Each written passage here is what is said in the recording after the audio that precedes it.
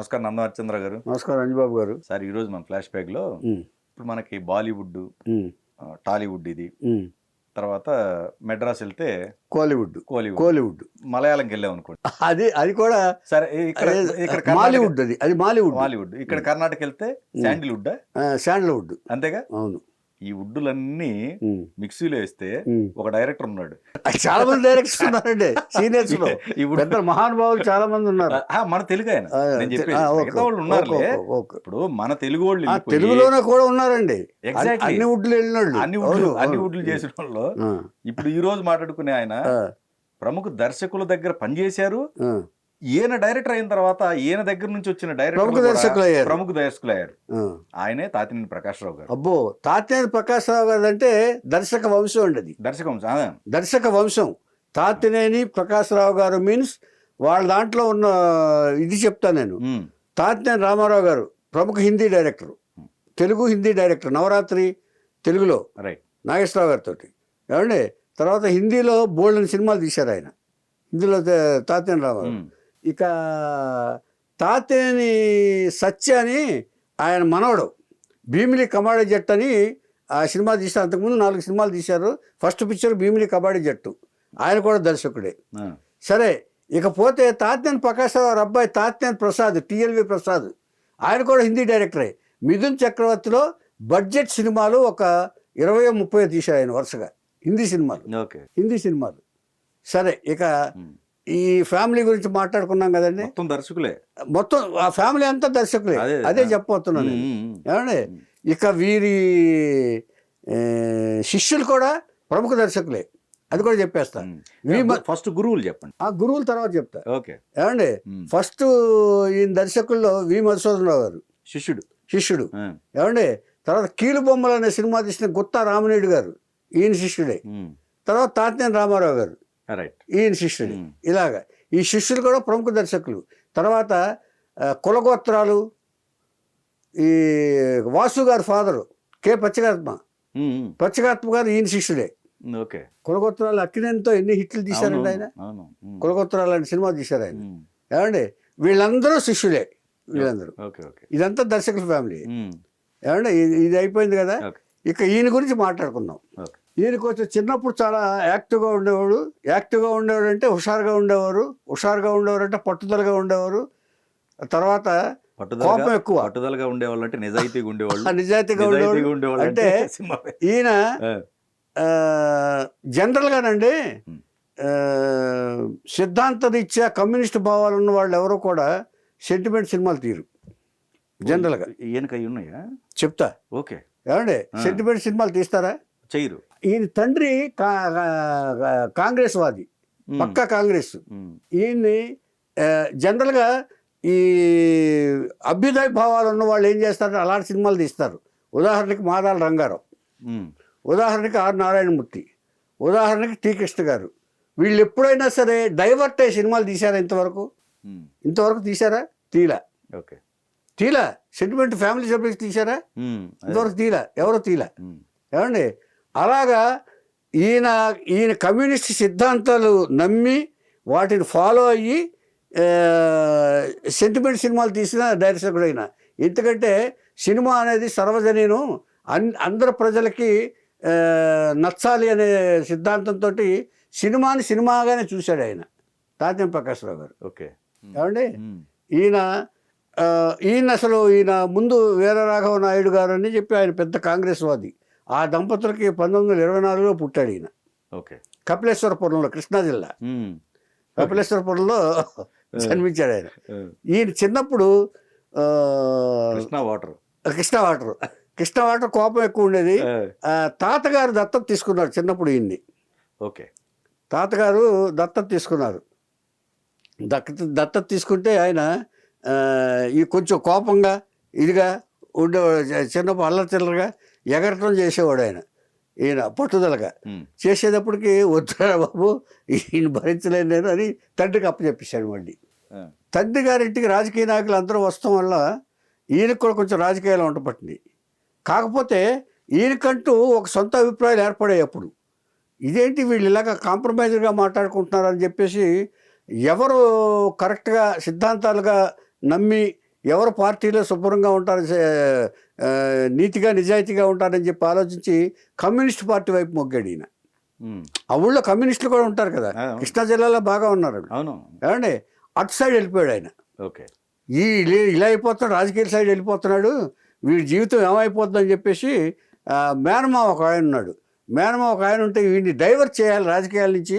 ఈ రాజకీయాలు అయితే మళ్ళీ ఈ కమ్యూనిస్టులు అంటే ఇది కాదు, వాళ్ళని మన అజ్ఞాతవాసం పంపిస్తూ ఉంటారు, పోలీసులు చేంజ్ చేస్తూ ఉంటారు, ఇలాగైతే కుదరదు కాదు వీడు అని చెప్పేసి టూరింగ్ టాకీస్లో ఒక ఆపరేటర్, అసిస్టెంట్ ఆపరేటర్గా జాబ్ ఇప్పించాడు ఆయన మేనమామ. అంటే తండ్రి బిజీగా ఉన్నప్పుడు మేనమామలకు అప్పచెప్తారు కదా న్యాచురల్గా, అలాగా అప్పచెప్పాడు. కొంతకాలం టూరింగ్ టాకీస్, అక్కడ సినిమా ఇంట్రెస్ట్ వచ్చింది కొద్దిగా. ఓకే, ఆ టూరింగ్ టాకీస్లో ప్రతిరోజు సినిమాలు చూడటం కదా, ఆ సినిమాలు చూస్తున్నప్పుడు సినిమా ఇంట్రెస్ట్ వచ్చింది.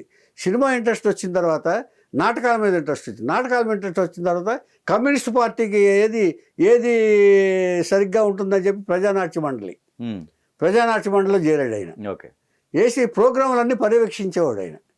ప్రజానాట్య మండలి గడిపాటి రాజారావు గారిది, తాతినేని చలపతిరావు గారు, వీళ్ళు కొసరాజు గారు, వీళ్ళందరూ కూడా ఆ పార్టీ నుంచి వచ్చిన వాళ్ళే.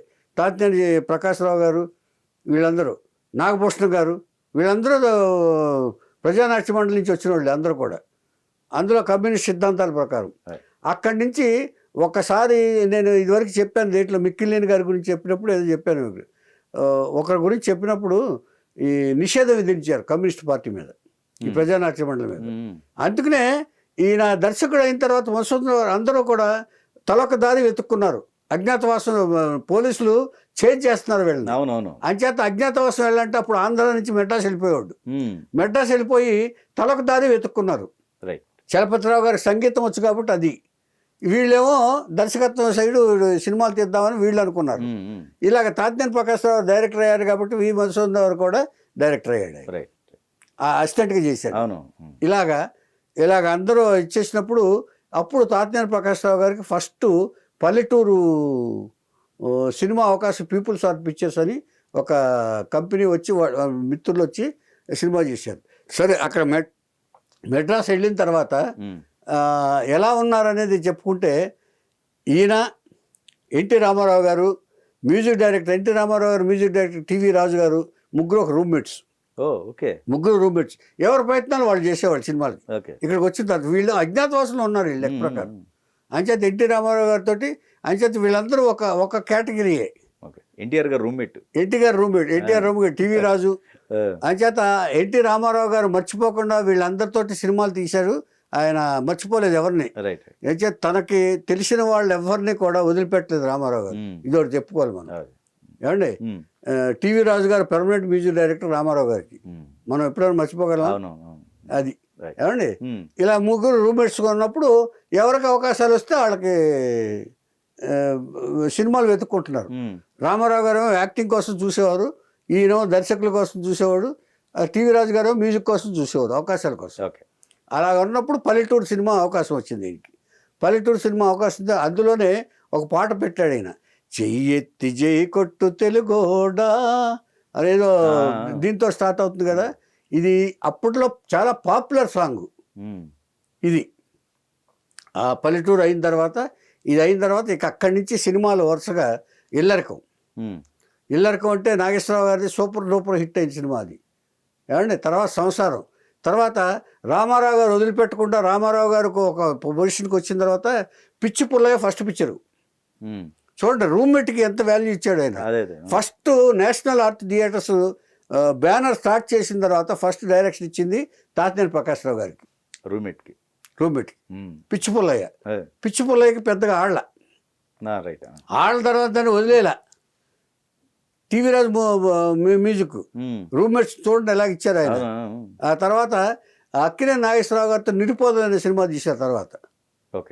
ఆ తర్వాత ఈ తర్వాత ఇది వదిలిపెట్టకుండా రామారావు గారు ఏం చేశారంటే జయం అనేది అని సూపర్ హిట్ అది. అంజలిదేవి వ్యాంపుగా చేసింది ఆవిడ, జయం మనదే సినిమా, జానపద చిత్రం.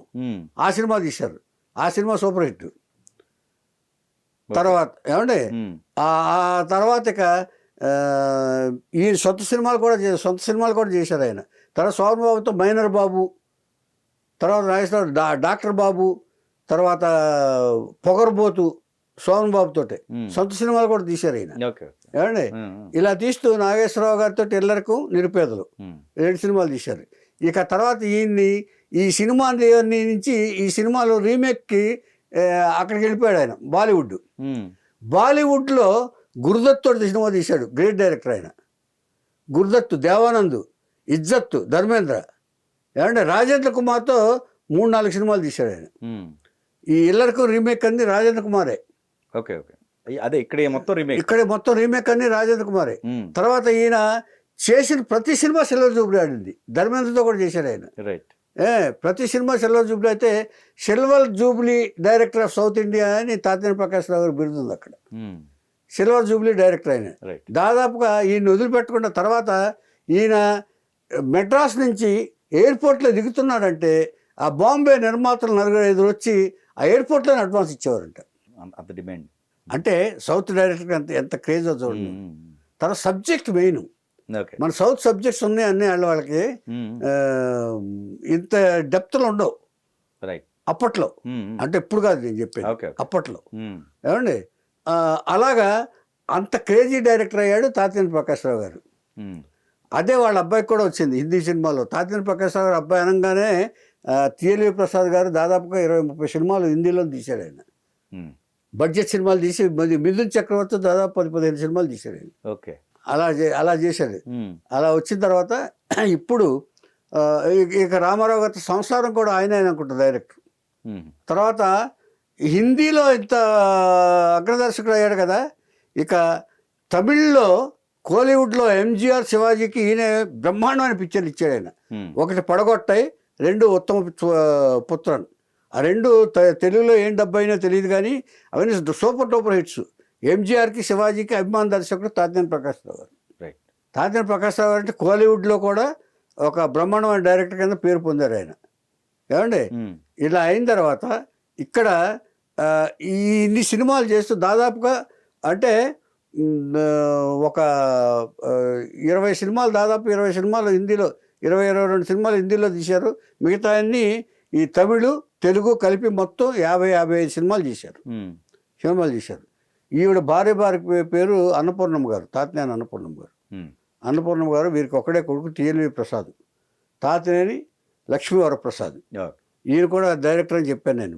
ఏమండి ఇక వీరి శిష్యుల గురించి కూడా చెప్పాను కదా నేను.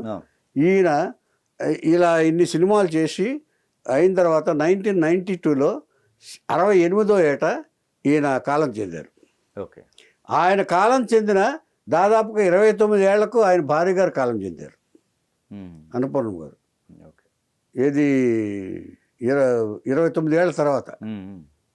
29 అంటే దాదాపుగా ఈ కరోనా టైంలో, దాదాపు కరోనా దాటిన తర్వాత ఇలాగా వాళ్ళ ఫ్యామిలీ మొత్తం దర్శకుల కుటుంబం. తర్వాత మంచి చిత్రాలు, కుటుంబ చిత్రాలు. తర్వాత ఈయన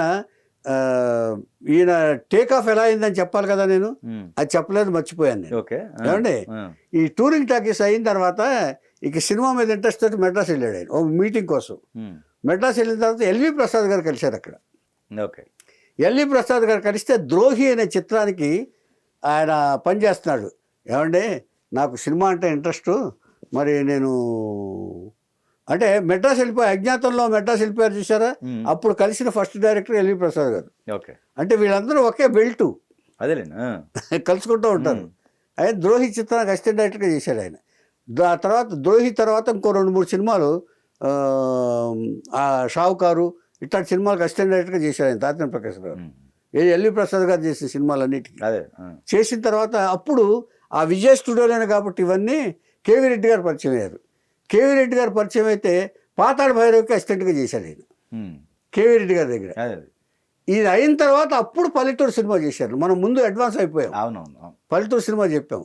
ఇది ఇలాగ కెరీర్ స్టార్ట్ అయ్యి ఆయన ప్రముఖ దర్శకుల దగ్గర చేరుకుని తన సొంత బ్రెయిన్ తోటి ఆయన భావాలు ఏదైనా సరే, ఆయన సిద్ధాంతాలు ఏవైనా సరే, సినిమా అనేది సర్వజనీనం, మన అందరికీ నచ్చేట్టుగా సినిమాలు తీయాలి అని వాళ్ళ గురువులు ఎల్వి ప్రసాద్ గారు ఫ్యామిలీ డైరెక్టర్ కదా, అలాంటి భావాన్ని పెట్టుకుని సినిమాలు తీసి సక్సెస్ అయ్యి సిల్వర్ జూబ్లీ డైరెక్టర్ అని పేరు పొంది దాదాపుగా 50 సినిమాలు తీసి అందరి దృష్టిలో గౌరవ దర్శకుడిగా, ఆయన క్రేజీ డైరెక్టర్గా తాతినేని ప్రకాశ్రావు గారు ఆయన ఉన్నంతకాలం ఆయన పేరు పొంది 1992లో ఆయన కాలం చెందారు. ఇది తాతినేని ప్రకాశ్రావు గారి చరిత్ర.